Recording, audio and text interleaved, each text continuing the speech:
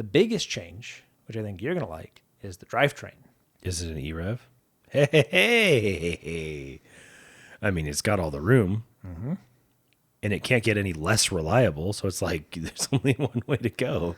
Not only is this an E-Rev, this will be Stellantis' first E-Rev. This is jumping the Ram E-Rev. Really? This will be on sale for 2026. No. Mm-hmm. It's jumping ahead.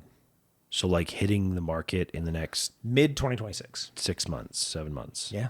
It's an extended range electric vehicle variant, battery-based electric drive with a gasoline generator on board. For those that don't know, an electric car with a gas generator that powers the batteries, charges the batteries. It's going to have the efficiency of a Grand Cherokee. Probably. But with the acceleration of a Trackhawk.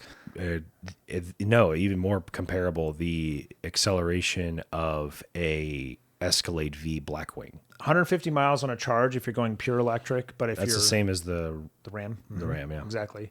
And 500 miles of total range with the generator. So not quite as much as the Ram. The Ram was closer to 600.